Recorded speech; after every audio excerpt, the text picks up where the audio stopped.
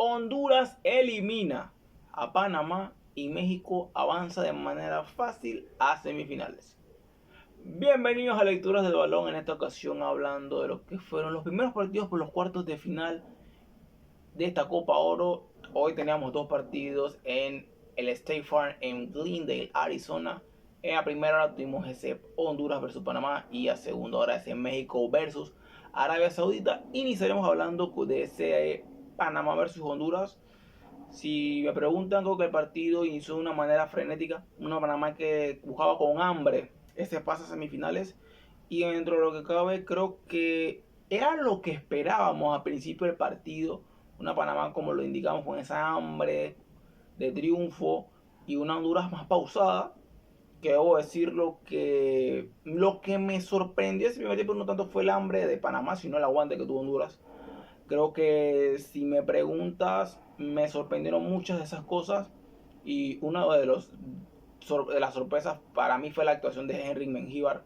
Ojo, nada en contra del arquero de la H, pero dentro de lo que cabe, a mí en actuaciones anteriores, Henry Mengíbar no me daba tanta confianza. Inclusive nunca llegué a entender en qué punto le ganó la titularidad, por ejemplo, a López, a Luis López, que era el arquero de Honduras, fue el arquero de Honduras por mucho tiempo.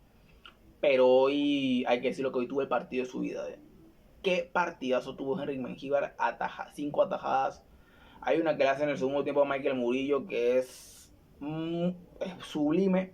Pero antes de lo que era la segunda parte, Edwin Rodríguez comete un penal tontísimo sobre Cristian Martínez, el cual transforma de gran forma el goleador del torneo, Ismael Díaz. Y entre lo que cabe ya en el segundo tiempo, yo creo que en un segundo tiempo que Panamá, en cierta forma, en el inicio del segundo tiempo, inicia de la misma forma que dejó el primer tiempo, pero al mismo tiempo tuvimos un cambio, un switch en lo que era el ataque hondureño y cómo que Honduras quería llevar el partido. Los cambios le sirvieron a Rueda. La entrada de Dixon Ramírez, la entrada de Carlos Pineda, entró muy bien el jugador del Olimpia. La entrada de Choco Lozano, la entrada de Luis Palma le inyectaron otra velocidad a lo que era el partido para Honduras. Es cierto que posiblemente podamos decir que Panamá se dio también la pelota, pero había que decirlo. Con la intensidad que empezó Panamá el partido, es imposible mantenerla a los 90 minutos.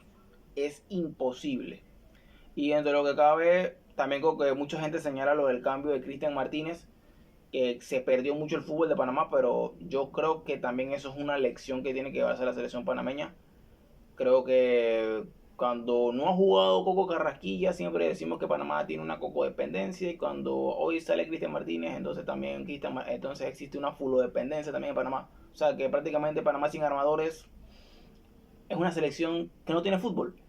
Y en lo que fue el minuto 82, en una carambola, dentro de lo que fue el área de Panamá en un córner, aparece el Choco Lozano, Anthony Choco Lozano, para poner el empate 1-1.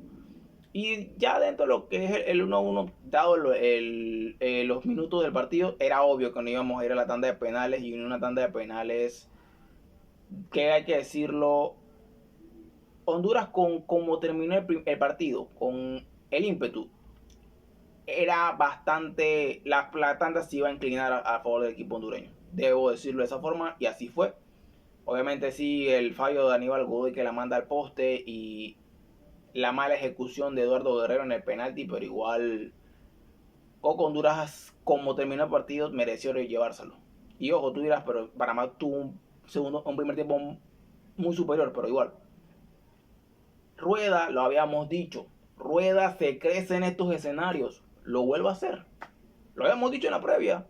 Con los equipos en escenarios grandes, logra crecerse en los dirigidos por el colombiano Hugo, que le inyectó en lo que era la charla en el segundo tiempo a la H, y al final una Honduras que muchos irán de manera sorpresiva. Yo sí creo que Honduras tenía condimentos para poder eliminar a Panamá y lo ha demostrado, pero sin duda un golpazo para lo que es la selección panameña, para la Marea Roja, que obviamente estamos hablando del subcampeón del torneo que se vaya en cuartos de finales, obviamente es una bofetada en la cara. Y una Honduras que, ¿quién le iba a decir Honduras? Inició con un 6-0 en la Copa y está en semifinales.